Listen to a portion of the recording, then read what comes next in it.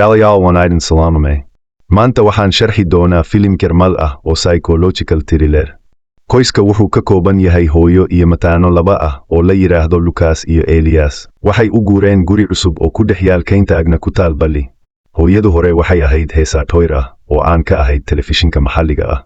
Maalin, Lucas iyo Elias waxay ciyaarayaan isku qaris hareeraha guriga.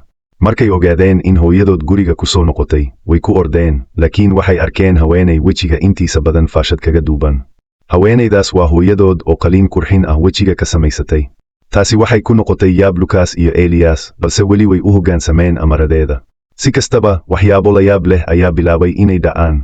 Hooyadu keliya waxay dareen iyo daryeel siisay Elias, halka Lucas la iska indho tiray.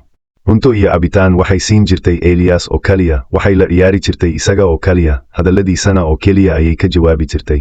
Lucas gebi ahaanba waa la dayacay.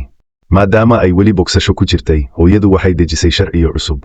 Gurigu waa inuu ahaadaa aamusan. Waxyaabaha dibadda laga keeno lama soo gelin karo. Daahyada waa in mar walba xiran yihiin. Carruurtu waxay dibadda ugu ciyaari karaan oo keliya si deggan. Markay mataanuhu arkeen dhaqanka yaabka leh ee hooyadood, waxay bilaabeen inay ka shakiyeen in faashada hoosteeda aysan ahayn hooyadoodii dhabtaa. Hooyadu waxay sidoo kale u muuqatay mid naxariis daran, iyadoo garaacda Elias mararka uu qalad sameeyo. Carruurtu waxay yidhaahdeen, hooyadeen weligeed sidan ma samayn lahayn. Taas waxay sii xoojisay shaki ah in tani aysan ahayn hooyadoodii runta ahayd. Riyo ay wadaagaan, waxay ku arkeen hooyadood oo kaynta dhex wareegaysa iyadoo xiran kaliya dhar hoose. Waxay iska siibaysaa dharka, kadibna faashada wejiga ayay iska bixisaa.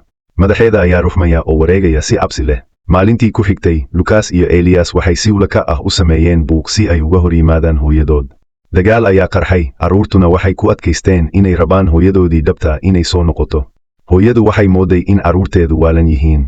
Markuu Elias ku adkaystay inaysan ahayn hooyadiis, hooyadu waxay ku qasabtay inuu 10 jeer ku celiyo, adiga ayaa hooyaday ah. Waxa kale oo ay ku amartay inuusan mar dambe la hadlin Lucas.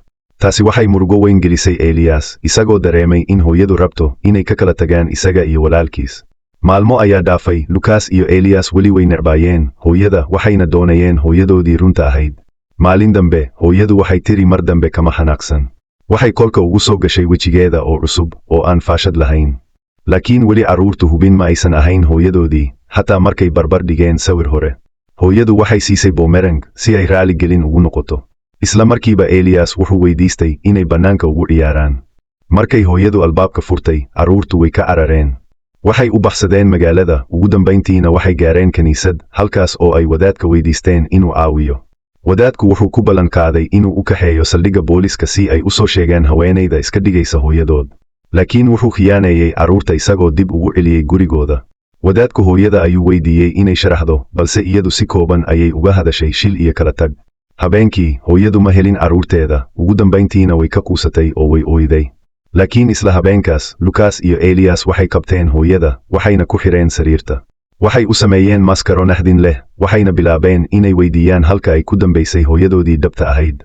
Hooyadu waxay ku adkaysatay inay iyadu tahay hooyadood. Laakiin carruurtu waxay isbarbar dhigeen sawir hore oo hooyadood ah. Dood baa dhalatay, Elias wuxuu bilaabay inuu rumaysto inay iyadu tahay hooyadii, halka Lucas weli ku adkaysnaa inay been sheegaysay. Markay hooyadu keligeed la hadashay Elias, waxay ku qancisay inay iyadu tahay hooyadiis, waxayna weydiisatay inuu sii daayo. Si tartiib ah ayuu bilaabay inuu ka gooyo xariggii, laakiin Lucas ayaa soo galay, wuxuuna ku yidhi, maxaad samaynaysaa? Lucas wuxuu muujiyey in calaamadda dhalashada ee wejiga hooyada si fudud loo tirtiro. Hooyadu waxay tiri qaliinka ayay ku saareen, balse carruurtii ma aaminin. Waxay bilaabeen inay jirdilaan hooyada si fool xun. Waxay sariirta ku xireen maalmo, iyada oo xitaa sariirta ku kaadisay.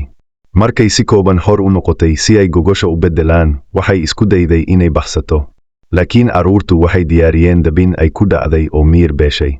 Markay soo toostay, waxay ku dheganayd dabaqa fadhiga iyadoo la isku dhejiyey. Elias ayaa dab qabadsiiyey guriga, isagoo ku cadaadinaya hooyada inay sheegto halka hooyadoodii dhabtaa ay joogto. Hooyadu, iyada oo cabsi ku jirta, waxay tiri, waan ciyaari doonaa, waan iska dhigaa Lucas inuu nool yahay. Waxaan u karin doonaa quraac. Waxaan samayn doonaa waxaad rabto. Kadib waxay ooyday oo ku tiri Elias in dhimashadii Lucas aysan isaga khalad ku ahayn, waxayna ka codsatay inuu sii daayo si ay uga gudbaan masiibadaas. Halkan ayaa runta oo dhan la muujiyey, Lucas hore ayuu u dhintay. Lucas wuxuu ahaa halis maskaxeed oo uu Elias u abuuray naftiisa, sababtoo ah ma aqbali karin geerida walaalkiis. hooyadu markii hore way la ciyaartay, laakiin ugu dambayntii way ka daashay oo waxay rabtay inuu Elias iska iloobo.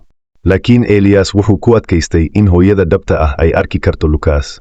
Wuxuu yidhi, haddii adiga tahay hooyaday, sheeg waxa Lukaas hadda samaynayo. Lukaas wuxuu hayay torosh dab ah oo u dhow daayada. Daabkan hooyada ma arki Karen. Taasi waxay Elias ku qancisay inay been sheegaysay. Wuxuu toroshkii ka qaatay Lukaas oo daayada ku tuuray, dabkuna guriga ku faafay. Hooyadu waxay ku dhimatay dabka.